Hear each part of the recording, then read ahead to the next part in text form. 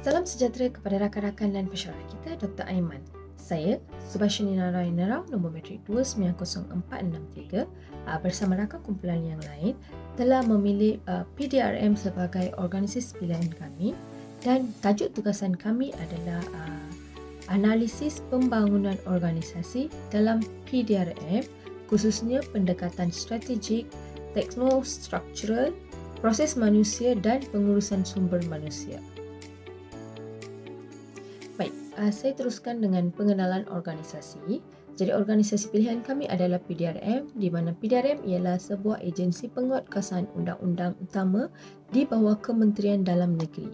PDRM memainkan peranan penting dalam memastikan keselamatan awam, ketenteraman negara dan juga penguatkuasaan undang-undang di seluruh Malaysia. Jadi tuan-tuan, PDRM ditubuhkan secara rasmi pada tahun 1958 selepas kemerdekaan Tanah Melayu dan kini mempunyai lebih kurang 30,000 anggota yang berkhidmat di pelbagai jabatan dan unit seperti jenayah narkotik, jenayah komersial dan juga unit trafik. Dalam era globalisasi dan teknologi masa kini, PDRM berdepan dengan pelbagai cabaran baru seperti peningkatan jenayah cyber, penyebaran maklumat palsu, tekanan kerja dan juga keperluan mendesak untuk memperkukuh sistem digital dalam operasi harian. Jadi tuan-tuan puan-puan, sehubung dengan itu, PDRM telah melaksanakan satu pelan strategik iaitu PDRM 2021 hingga 2025 yang menekankan aspek integriti, profesionalism dan penggunaan teknologi moden sebagai asas kepada transformasi organisasinya yang lebih efisien, telus dan responsif terhadap keperluan semasa masyarakat serta keselamatan negara. Jadi pembangunan organisasi dalam PDRM merupakan satu aspek yang sangat penting, perlu dibuat kajian dan diberi penekanan. Terima kasih rakan saya. Saya Muhammad Mirul Farhan bin Abdul Ghani, bermetrik 290388 akan membentangkan berkaitan diagnosis organisasi, di mana keadaan semasa PDRM. PDRM merupakan organisasi besar yang lebih daripada 134,900 anggota di seluruh negara, namun masih berdepan isu ketidakseimbangan nisbah anggota dengan populasi penduduk kira-kira satu anggota setiap 700 hingga 1000 penduduk. Keadaan ini menimbulkan tekanan kerja yang tinggi kepada anggota terutama di kawasan bandar besar seperti Kuala Lumpur, Johor Bahru serta Pulau Pinang. Okey, dari segi analisis dalaman, PDRM adalah organisasi berhierarki tinggi untuk mempunyai struktur kawalan yang ketat dan berorientasi arahan. Okey, namun walaupun struktur ini penting untuk menjamin disiplin, ia menimbulkan jurang komunikasi dua hala dan menghadkan keupayaan anggota bawahan untuk menyuarakan pandangan. Sebahagian besar anggota terdiri daripada kumpulan pertengahan antara 40 tahun ke atas yang memiliki pengalaman luas tetapi menghadapi kesukaran menyesuaikan diri dengan teknologi baharu dan perubahan operasi digital. Okey, dari segi analisis luaran pula, PDRM berdepan dengan tekanan sosial dan perspeksi awam yang semakin kompleks hasil daripada perkembangan teknologi komunikasi serta peningkatan literasi digital dalam kalangan masyarakat. Peranan media sosial dan portal berita menular semakin sebarang insiden salah laku anggota telah menjadikan reputasi institusi kepolisian lebih mudah terdedah kepada penilaian awam yang segera dan meluas. Okey, pada masa kini keselamatan global turut menuntut PDRM menyesuaikan diri dengan kemajuan teknologi seperti kecerdasan AI.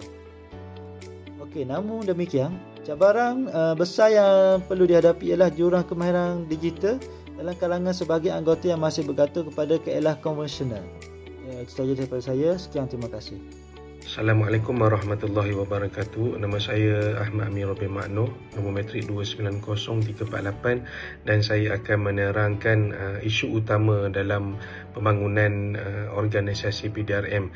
Antara isu utama dalam pembangunan organisasi ini merangkumi 4 dimensi utama yang saling berkait. Dari segi isu strategik, PDRM berdepan dengan kekurangan sumber manusia yang mencukupi, keperluan mendesak untuk menyesuaikan diri dengan ancaman jenayah cyber serta cabaran dalam melaksanakan transformasi digital secara menyeluruh. Dalam aspek teknostruktural, struktur hierarki yang kaku menghalang integrasi teknologi baru dan wujudnya kekurangan penyelarasan sistem data antara jabatan sekaligus menjejaskan keberkesanan operasi. Seterusnya, isu proses manusia turut menjadi hambatan di mana komunikasi dalaman yang lemah, konflik antara anggota, tekanan kerja yang tinggi serta gaya kepimpinan autokratik tanpa empati telah menjejaskan kesejahteraan mental dan psikologi anggota. Dan isu yang terakhir adalah tahap motivasi yang rendah dan kesejahteraan psikologi yang terabai akibat beban kerja yang berlebihan. Keempat isu ini mencerminkan keperluan mendesak untuk reformasi menyeluruh dalam struktur budaya kerja dan pendekatan pengurusan organisasi PDRM. Assalamualaikum dan salam sejahtera. Saya akan bentangkan tajuk cadangan intervensi bagi setiap isu dalam pembangunan organisasi polis diraja Malaysia. So, pertama, bagi isu strategik, PDRM disaran menggunakan strategi alignment model SAM untuk memastikan strategi organisasi selaras dengan pelaksanaan operasi.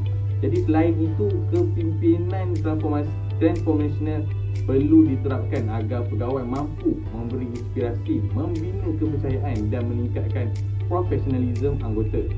So, keduanya bagi isu teknostruktural, PDRM ni dia perlu melaksanakan transformasi digital melalui penggunaan teknologi seperti AI, big data dan predictive politics.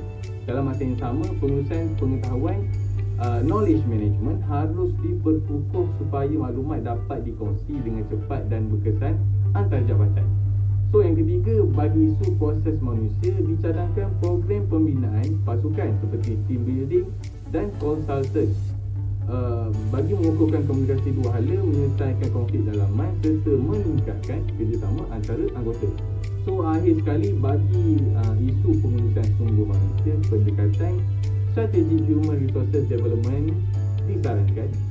Ia menekankan latihan berasaskan kompetensi, kesejahteraan, psikologi serta sistem ganjaran dan pengiktirafan yang adil bagi meningkatkan motivasi kerja. So, kesimpulannya, keempat-empat intervensi ini, strategi, teknologi, proses manusia dan sumber manusia, dapat membantu PDRM menjadi organisasi yang lebih efisien, profesional dan dipercayai masyarakat. Jadi seterusnya kita akan bagi kepada rakan sahabat saya. Terima kasih. Pembangunan organisasi PDRM turut berdepan dengan beberapa halangan utama yang merencatkan usaha pembaharuan dan pemadanan. Antaranya ialah budaya hierarki dan birokrasi yang kuat, yang bukan sahaja melambatkan proses membuat keputusan tetapi juga menyukarkan penyampaian maklumat secara efisien merentas jabatan. Selain itu, wujudnya rintangan terhadap perubahan dalam kalangan anggota yang sudah terbiasa dengan kaedah konvensional turut menghalang penerimaan terhadap inisiatif yang baharu, termasuk perubahan struktur dan penggunaan teknologi moden. Tambahan pula, kekurangan sumber serta kemahiran digital dalam kalangan anggota menjadi penghalang besar untuk melaksanakan transformasi digital secara menyeluruh dan berkesan. Halangan-halangan ini perlu ditangani dengan pendekatan yang strategik dan inklusif agar PDRM dapat berkembang seiring tuntutan keselamatan moden. Bagi memperkukuhkan pembangunan organisasi PDRM, beberapa langkah penambahbaikan perlu dilaksanakan secara menyeluruh dan berfokus. Pertama, penting untuk mengukuhkan budaya organisasi yang berasaskan nilai integriti dan komunikasi terbuka agar wujud suasana kerja yang lebih inklusif, saling menghormati dan menyokong di antara semua peringkat anggota.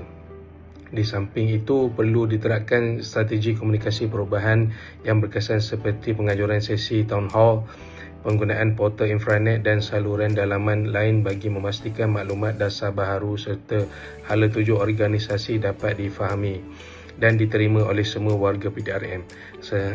Tambahan pula, penekanan harus diberikan kepada pembangunan kompetensi digital melalui latihan yang relevan serta memupukkan budaya pembelajaran berterusan continuous learning bagi memastikan anggota sentiasa bersedia menghadapi cabaran keselamatan moden.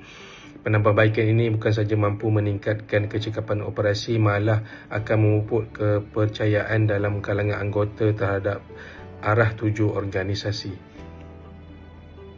Kesimpulannya, PDRM perlu meneruskan transformasi pembangunan organisasi secara menyeluruh, merangkumi strategi, struktur, proses dan sumber manusia. Fokus utama adalah pada kepimpinan adaptif, budaya pembelajaran dan kesejahteraan kerja. Kejayaan transformasi ini bergantung kepada komitmen kepimpinan tertinggi serta penyertaan aktif daripada semua anggota.